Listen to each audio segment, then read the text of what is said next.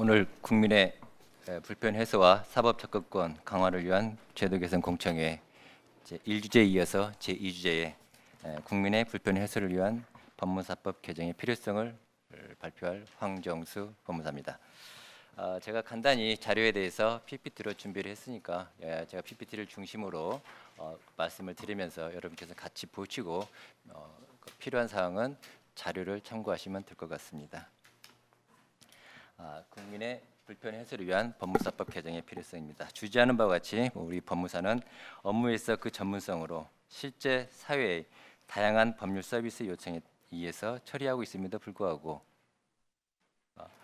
제한된 업무 범위 내에서만 국민에게 법률 서비스를 제공하도록 되어 있어 국민은 법 생활을 하면서 시간적, 경제적 그러한 어려움과 불편을 겪고 있습니다. 따라서 법률 환경 변화에 맞게 법무사의 법률 업무에 대한 전문성을 바탕으로 그 업무 범위를 현실에 맞게 명확히 하여서 국민의 법 생활을 하는데 시간적, 경제적 어려움과 불편함을 해소하여 국민의 사법 접근권을 강화하는 법무사법 개정이 불가피하다고 봅니다. 이러한 관점에서 오늘 제가 설명드릴 것은 먼저 우리 사회에서 법무사에게 요구되는 법률 서비스의 요청 사례를 한번 살펴보고 이러한 과정에서 국민이 법무사에게 법률적 도움을 받을 때 겪고 있는 현행 법무사법의 문제점 그리고 그로 인해서 국민의 불편 사례를 소개하고 나아가 그러한 불편을 해소하기 위한 방안으로서의 법무사법 개정의 필요성과 그 개정 내용을 정리해 보고자 합니다. 먼저 사회에서 우리 법무사에게 요구하는 법률 서비스 형태의 특징을 보게 되면은 우리나라의 그 법률 서비스 분야의 특징은 한마디로 말하면은 법률가의 구성에 있어서 변호사 일원주의가 아니라 다원적 형태의 각 전문 영역으로 세분화되어 발달되어 왔다는 것입니다. 국민의 법 생활에서 복잡하고 다양한 법률 문제 해결을 위해서도 법률 자격사의 역할과 기능의 분화는 국민이 법 생활에서 불편을 해소할 뿐만 아니라 사법 접근권 강화를 한다는 측면에서 유용하다고 봅니다. 법무사는 등기나 공탁 사건 이외에도 국민과 가장 밀접한 법률 생활 분야, 즉 민사집행 분야라든가 상속, 전세 사기 피해, 임대차 법률, 소액 사건, 개명, 기타 비송 사건에 전문화되어 업무를 수행하고 있는 생활 법률 전문가 역할을 하고 있습니다. 우리 사회에서 법무사에게 요구되는 법률 서비스 분야는 이러한 생활 법률 상담 등 등의 공익 활동과 더불어 비송 사건 분야를 가장 많이 차지하고 있는데 이는 법무사가 다른 자격사보다는 달리 주로 이런 생활 법률 업무를 하기 때문에 이러한 분야에서 적극적으로 법무사의 전문성을 많이 요구하고 있는 것입니다. 법무사의 전문성 요청 사례를 잠깐 소개하면은 자료에도 자세히 설명되어 있는데 여기서 간단히 보면은 주택 도시보증공사 등에서의 전세 사기 피해 지원 센터의 법률 상담을 포함해서 마을 법무사의 임대차, 소액 사건, 청년 후견, 강제 집행 등 생활 법률 상담, 한국 청년 후견 지원본부의 법무사의 청년 후견 활동, 전국 여성 법무사회의 미등록 아동 출생 신고 법률 지원 협약 등으로 이러한 분야에 법무사의 전문성을 요청한 사례를 대표적으로 소개할 수가 있습니다. 특히 최근에 이른바 빌라왕 사건 등 취약계층을 대상으로 한 전세 사기 피해가 심각한 사회 문제로 대두됨에 따라서 이를 근절하고자 작년에 2022년 9월부터 국토교통부와 도시보증공사 등의 요청으로 주택도시보증공사에 서울 화곡동, 인천, 부산 등 전국 5개소의 전세 피해 센터에 총 229명의 법무사가 전세 보증금을 반환, 지급 명령, 임차권 등기 명령, 경매 절차 등 법률 상담을 하고 있습니다. 이러한 그 현실을 반영해서 최근에 전세 사기 피해자 지원 및 주거 안정에 관한 특별조치법이 제정되어 시행되고 있는 것도 여러분들 잘 알고 계실 겁니다. 사회에서 법무사에게 요구하는 법률 서비스 유형은 다양합니다. 전세 사기 피해, 경매 신청, 성년 후견, 상속 관련 문제, 가족관계 등이 복잡하고 다양합니다. 그러나 현행 법무사법에는 등기공탁 경공매 사건의 입찰이라든가 개인위생 파산의 대리로만 한정되어 있어 이러한 모든 법률, 국민이 요구하는 모든 법률 문제를 수용하기에는 법무사법에 한계가 있다는 것을 지적하고 있습니다. 법무사는 임차권, 경매 절차, 성년 후견, 상속 관련 문제, 가족관계 등의 각종 비송 사건 분야에서 국민의 다양한 법률 수요에 부응하고 국민이 겪는 어려움을 고민하고 함께 해결하려고 노력하려는 국민 친화적 법률가입니다. 우리 자료의 집에 각주 13번에 보시면은 대법원 사법정책연구원에서 2015년도에 재판 절차에 관한 정부에서 얻은 경로에 대한 조사 결과 재판 경험자가 재판 절차를 얻은 정보를 얻는 1순위, 2순위의 경로로 답한 비율이 합해서 국민 절반이 법무사로부터 얻는다고 응답을 하였습니다.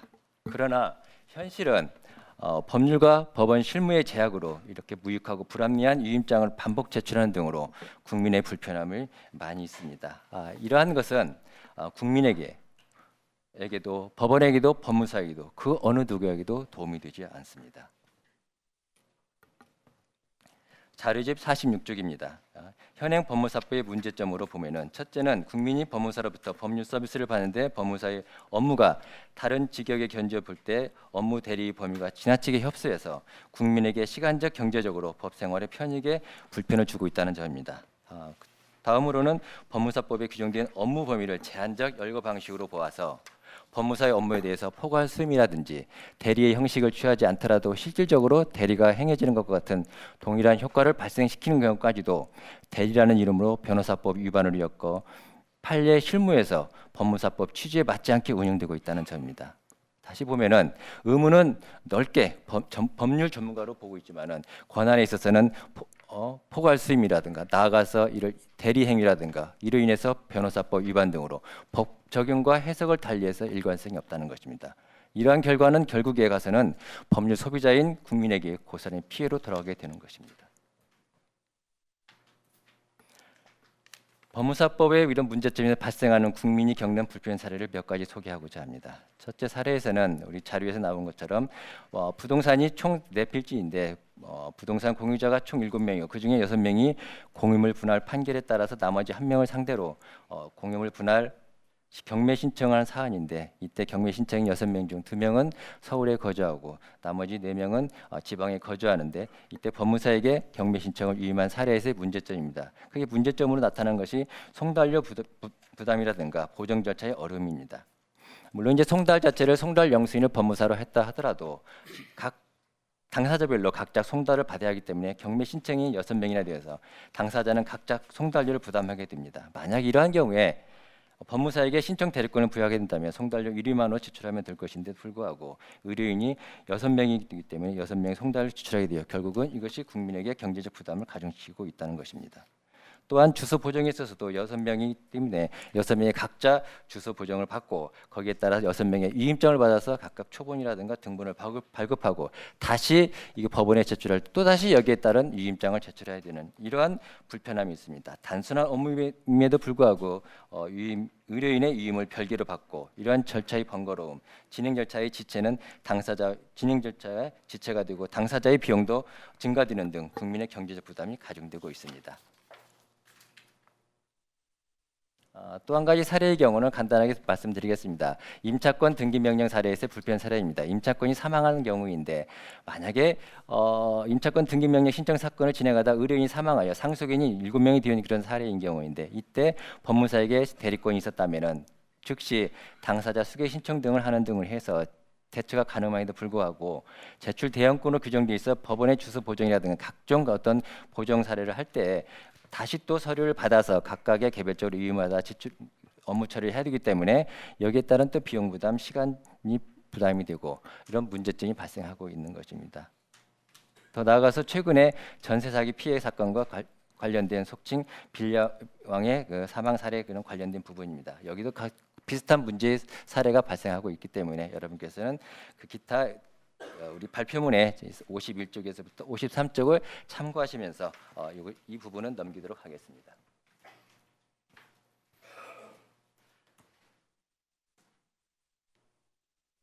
이러한 것은 결국은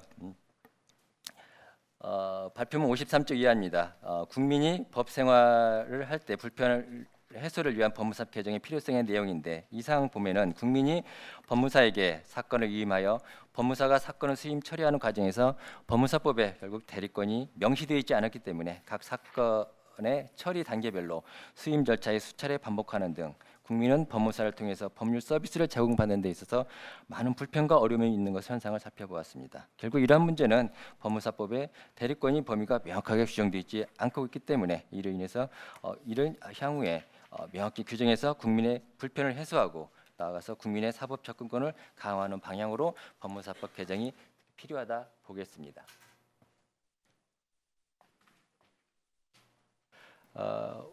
특히 올해 2023년 6월에 대한법무사협회가 한국갤럽조사연구소에 의뢰하여 오늘 그 자료에 함께 나가 있는 자료집입니다. 법무사의 사법보좌관 업무 관련해서 국민인식조사 통계에 따르면은 법무사 제도 및 법률 서비스와 관련해서 경매 또는 집행, 상속 포기 또는 한정 승인, 지급 명령, 임차권, 등기 명령 등 사법보좌관이 처리하는 업무에 대하여 법무사에게 한 번의 임무로 시작부터 종결까지 처리할 수 있도록 대리권을 부여하는 것에 대한 국민 여론조사에서 국민은 절차 간소를 위해서 대리권을 부여하는 것이 필요하다는 의견이 전체 평균의 52.4%가 나타나 있고요. 더 나아가서 또한 법무사에게 비송 업무를 위임할 경우에 바람직한 위임 방식에 대해서 서류 작성 및 제출에 대해서 사전에 한 번에 위임하는 것이 바람직하다는 의견도 전체 평균의 56.7%로 여러 차례 반복하는 것에 대한 불편함을 국민은 표현하고 있습니다. 결론적으로 말하면은 이런 여론조사에 나타난 바와 같이 민사 집행 절차 등 비송 사건 절차와 쟁송성이 없는 각종 비송 사건, 사법보좌관 업무를 포함해서 이러한 부분에서 법무사에게 신청 대리권을 부여해서 앞에서 본 사례와 같이 국민에게 없는 불편함을 해소해서 국민이 법률 서비스 선택을 확대하고 나아가서 최종적으로 국민의 사법 접근권을 강화하는 방향으로 나가야 될 것이라 봅니다.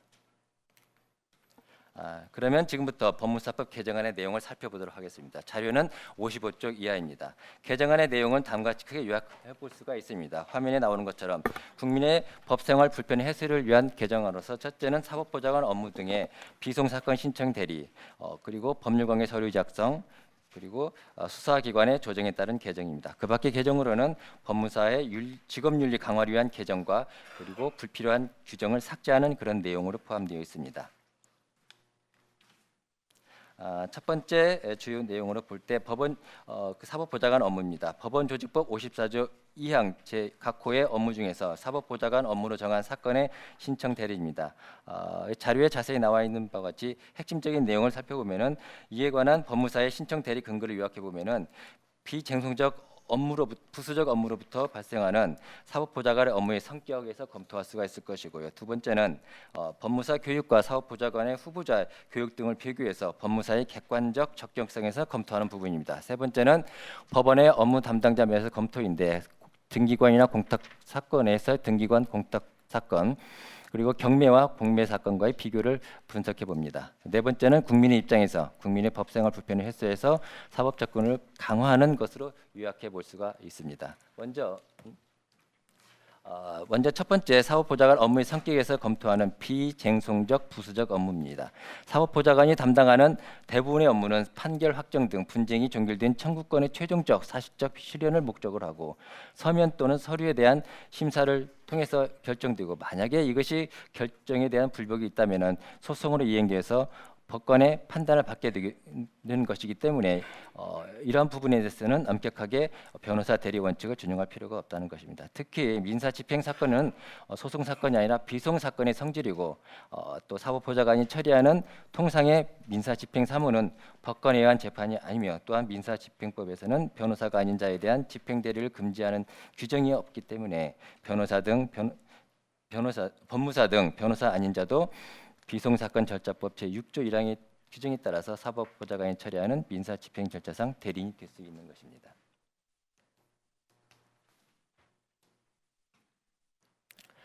두 번째는 법무사의 교육과 관련된 부분입니다. 역시 사법보좌관 후보자의 교육과 비교해서 나타납니다. 이런 말씀드리는 것은 이것은 법무사의 객관적으로 과연 적격성이 있느냐 이거를 한번 검토해 보자 하는 것입니다. 법무사는 민법 화면에 보시면 잘 안 보이겠지만 좀 비교를 했습니다. 여러분 있는 쪽에서 왼쪽에 있는 것이 법무사고 오른쪽이 사법보좌관 업무의 보좌관 후보자의 주요 그런 교육 과목입니다. 대부분의 경우는 여기서 보는 바와 같이 공통되고 또 중첩되고 있습니다. 법무사는 여러분이 다 아시는 바와 같이 여러 가지 12개의 최종적인 과목이 있습니다. 그리고 시험에 합격한 이후에는 80시간의 등록적 연수 교육과 또 9주간의 실무 수술을 받습니다. 그리고 그 과정에서 기타 전문적인 교육을 받고 있습니다. 그리고 이러한 그 교육 과목과 비교해 볼 때 결국 사법보좌관 업무 연수 교육 과목과 공통적으로 중첩이 되고 있고 또 향후에 그 지속적으로 업무를 하면서 그 법원과 등기소의 공직에서의 실무 경험 그리고 법무사로서의 다양한 현장 실무 경험 그리고 법무사 시험이나 전문가 양성 교육 등을 통한 다양한 전문 지식 습득 등을 종합해 고려해 보면은 법무사의 업무 수행의 적격성 자체도 인정될 수 있다 보여집니다.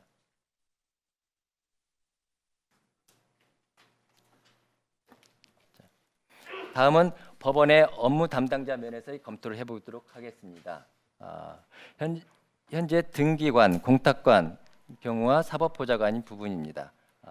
현행 법무사법의 신청 대리를 규정한 등기 및 공탁 사건의 신청 사건은 법관이 아닌 법원 일반직 공무원 중에서 임명된 등기관 공탁관으로 처리하고 있습니다.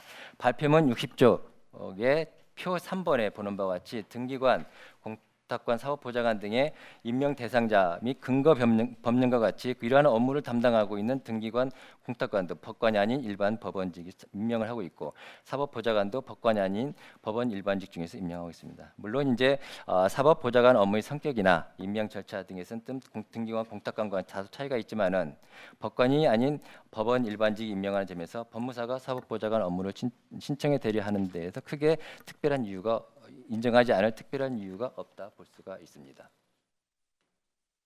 다음은 네 번째로 국민의 입장에서 살펴보도록 하겠습니다. 2021년 법원에 접수된 민사사건 총 445만 8천 건 중에서 이 중에서 판사가 담당하는 업무는 150만 건 정도이고 나머지 부분은 거기 사법보좌관이 담당하는 업무는 비생성적 사건으로 한 300만 건 정도가 됩니다. 결국은 사법보좌관이 처리하는 업무는 지급명령, 집행사건, 재산조회, 임차권 등기 등 정형적이고 대부분이 국민 생활과 밀접한 관련이 있는 사건이고 이러한 부분은 대부분 법무사가 처리하고 있는 현실입니다. 신청서, 보정서류, 단계마다 의뢰인에게 위임장을 별도로 첨부하는 것 이것은 국민에게 시간적으로, 경제적으로 부담으로 작용하고 있습니다. 이런 것은 향후에 법제도 개선을 통해서 이러한 비쟁송적 형식적 절차의 업무에 대해서는 법무사에게 신청의 대리권을 인정해서 국민은 더 편리하고 효율적인 법률 서비스를 제공받아 시간적 경제적 부담과 불편을 해소하고 사법 접근을 강화해야 할 것입니다.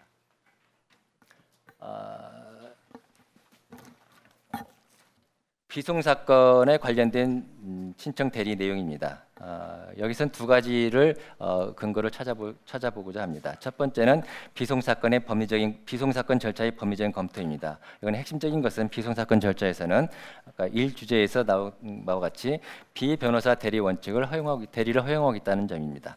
비송 사건 절차의 특성은 화면에 보는 것처럼 직권성, 유연성, 신속성, 간이성, 재량성, 후견성, 감독성이라는 특성이 있고 또 원칙적으로 이 당사자 대립 구조를 취하지 않고 있습니다. 직권주의, 신분주의, 비공개주의, 간이주의 이런 형식으로 작용을 하고 있습니다. 그래서 비송사건 절차는 이러한 특성이 있기 때문에 비송사건에서는 소송 능력자이면 아무런 제한 없이 대리인이 될 수 있는 비변호사 대리를 허용하고 있습니다. 구체적인 내용은 자료를 참조하시면 될 것 같습니다. 두 번째는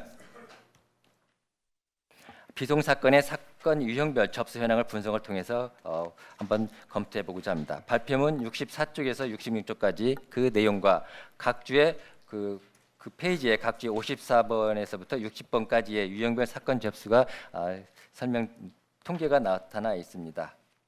여기서는 비송 사건의 대부분을 차지하고 있는 개인위생 및 파산, 개인 파산 사건에 대해서는 법무사법 개정이 돼서 신청 대리를 인정하고 있지만 나머지 부분에 대해서는 아직 인정되지 않고 있습니다.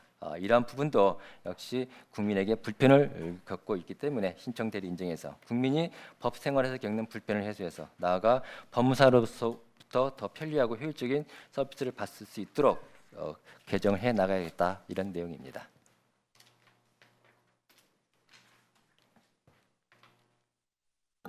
다음은 그 법률강의 서류 작성에 대한 내용입니다.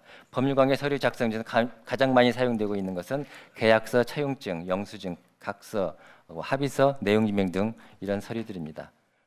이걸 살펴보고자 하는 것은 하는 것은 법무사의 업무 규정에 관한 것에서 법무사법의 연역에서 나타나 있습니다. 과거에 1954년에 사법사법 제정 시부터 이 법률관계 서류 작성에 대해서 기타 법무에 관한 서류 작성을 업으로 하는 자로 규정되어 있었습니다. 그러나 1973년 법 개정 시에 이것이 빠진 상태에서 오늘에 이르렀습니다. 그렇지만은 현행 법무사법의 규정이 없다 하더라도 특별법의 부동산 등기 특별조치법에 따른 대법원 규칙 제1조 1항의 부동산 등기 특별조치법 제3조의 규정에 의한 거민은 계약서를 작성한 당사자 중 1인이나 그 이음을 받은 자, 그리고 중요한 것은 계약서를 작성한 변호사나 법무사는 그 거민을 신청할 수 있다라고 규정되어 있습니다. 이렇게 봤을 때는 이러한 법무사는 매매 계약서를 작성할 수 있음을 당연한 규정으로 보아 법규에서 규정하고 있다는 것입니다.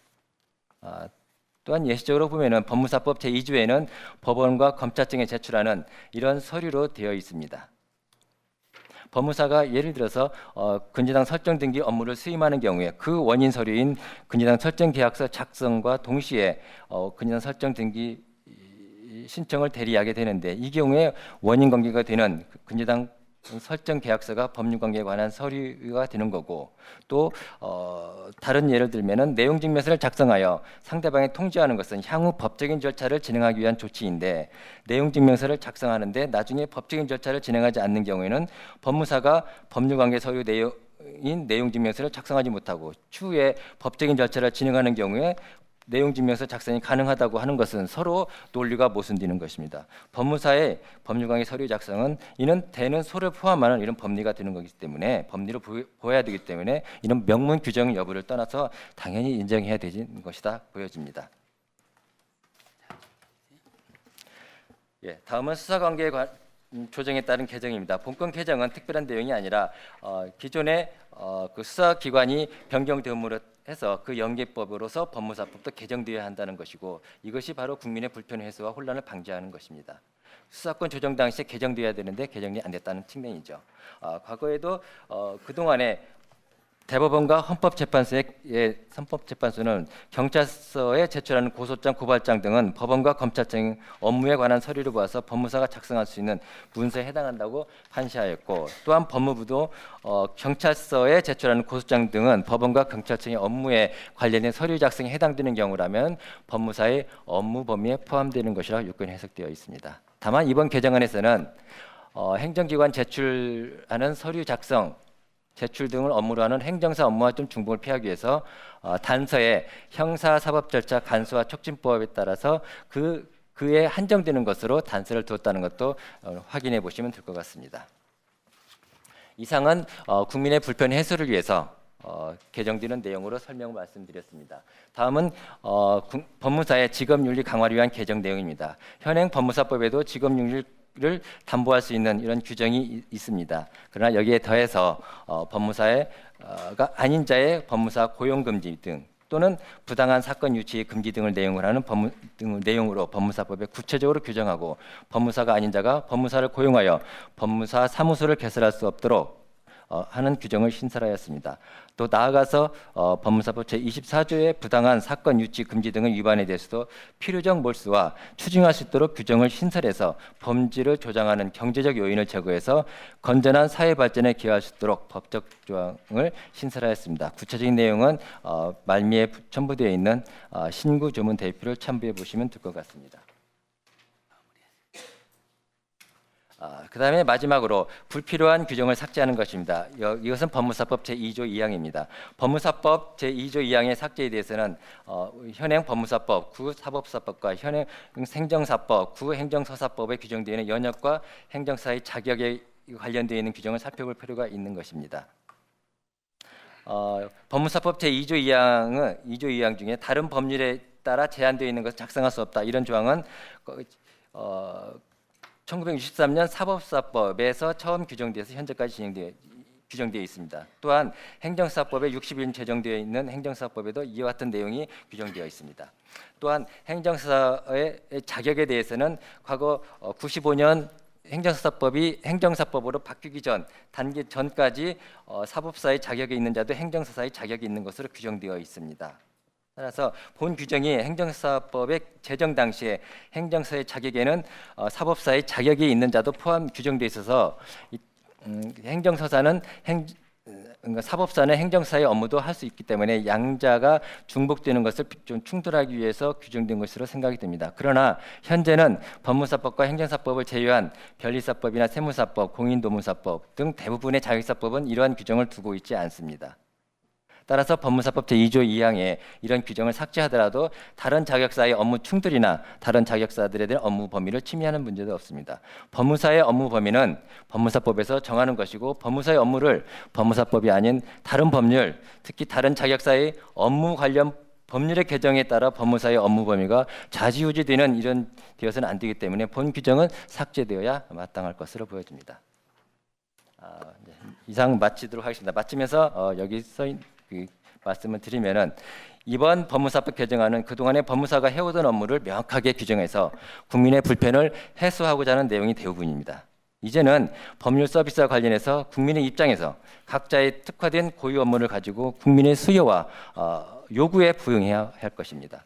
법무사법 개정을 명확하게 정립하게 되는 것도 그거 한 방법이고, 나아가서 이렇게 개정됨으로써 국민이 법 생활에서 겪는 불편함이 해소되어 국민의 법률 서비스 선택권을 확대하고, 나아가서 사법 접근권이 강화되기를 희망하면서 참고로 이 자료문의 말미에 이번 법무사법 개정안의 신구 조문 대비표를 첨부했으므로 그를 참고하시고 저는 본 발표문을 마치도록 하겠습니다. 감사합니다.